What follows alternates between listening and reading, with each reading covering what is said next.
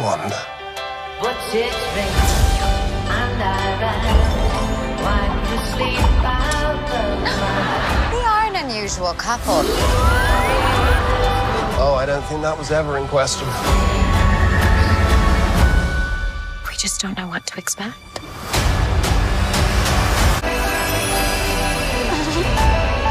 Howdy, neighbors. Hey, buddy.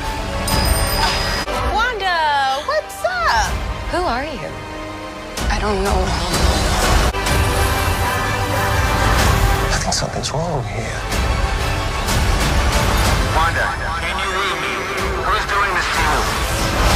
Are you here to help us? This is our home. Then let's fight for it.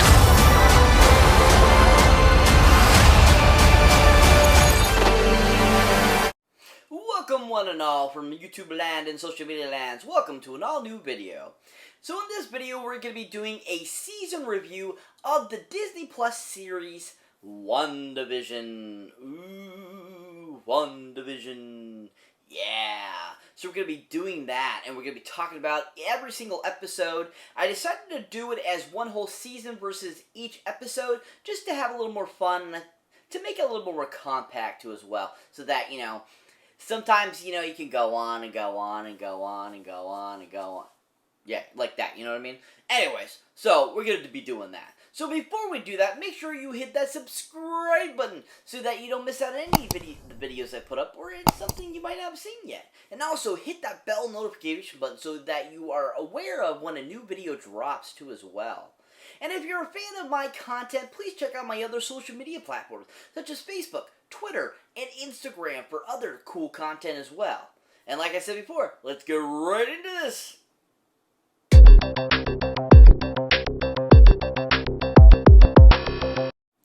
Welcome one and all, social media lands and YouTube. Welcome to an all new review.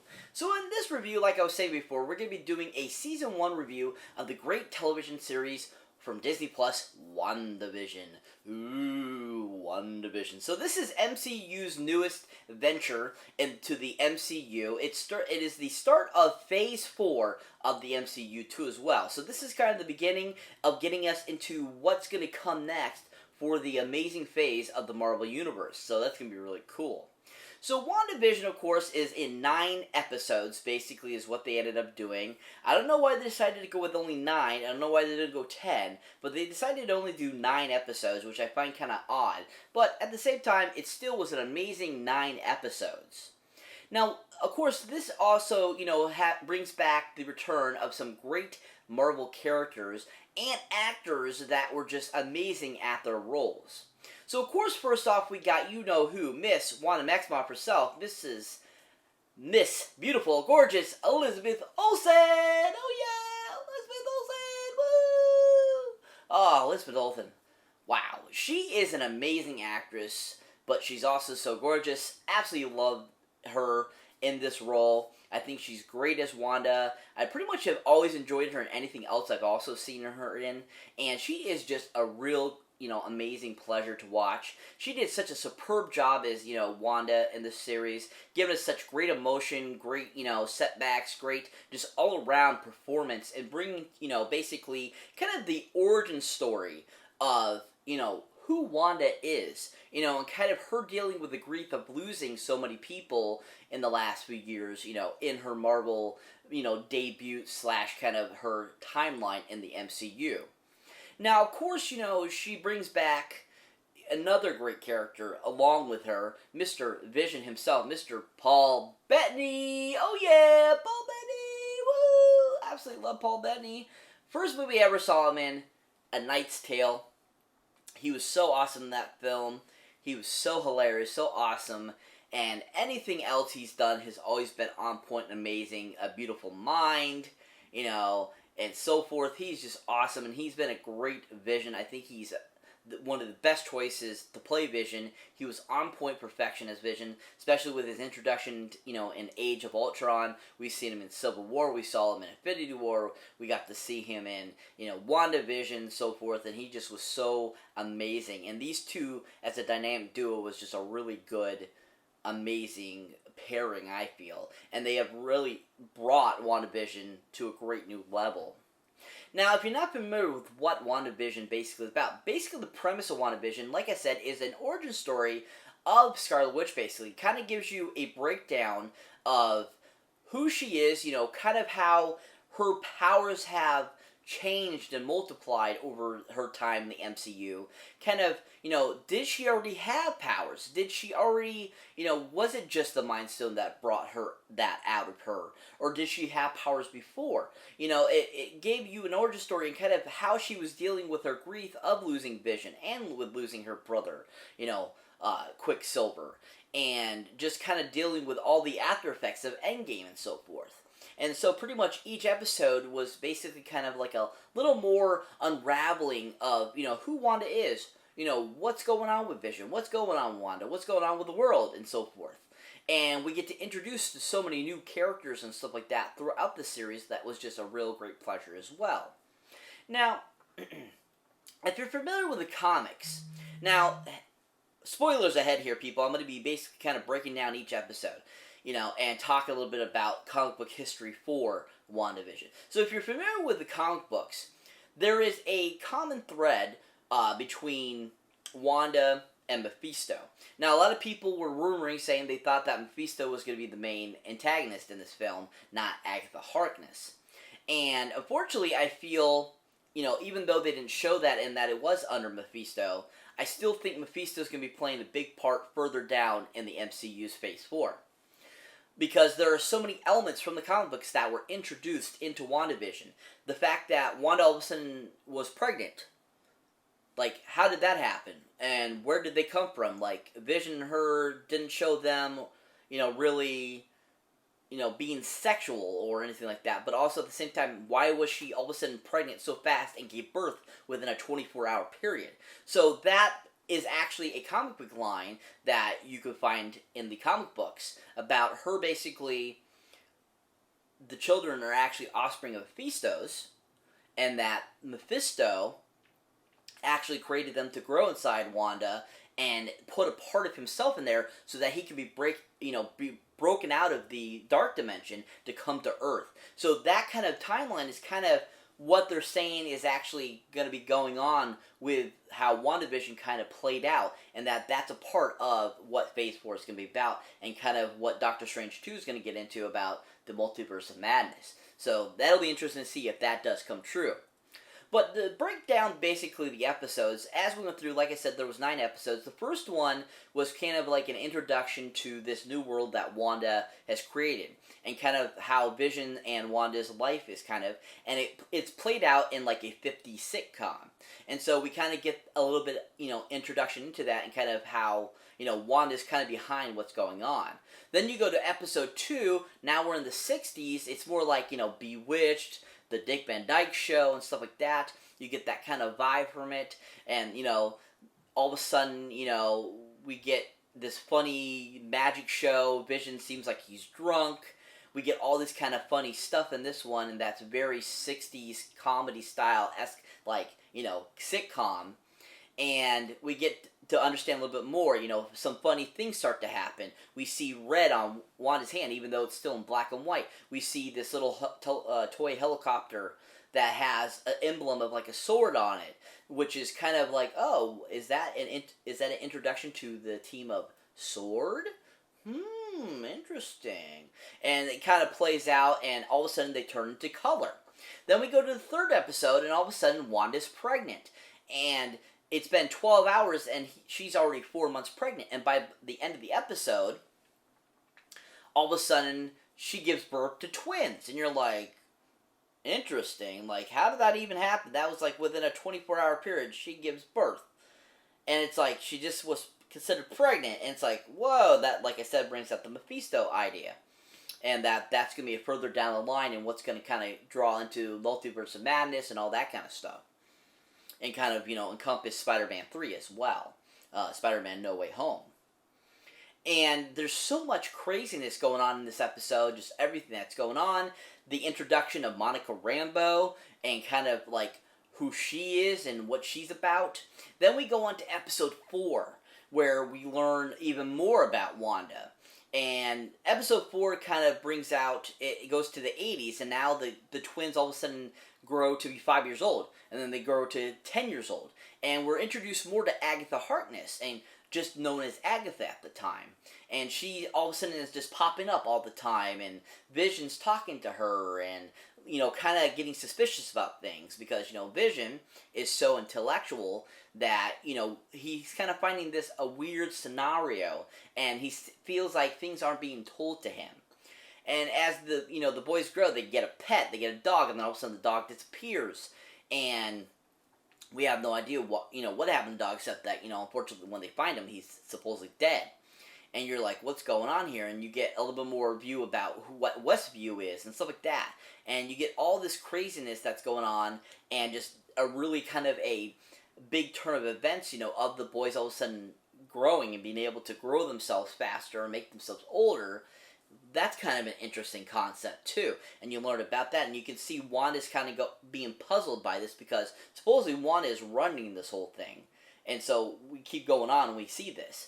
Then by the next episode, we kind of get a flashback episode that shows what was going on in the outside world, you know, while Wanda is, you know, creating this WandaVision that they're getting to see in a sitcom. We get introduced to Sword. We get introduced more to Monica Rambeau.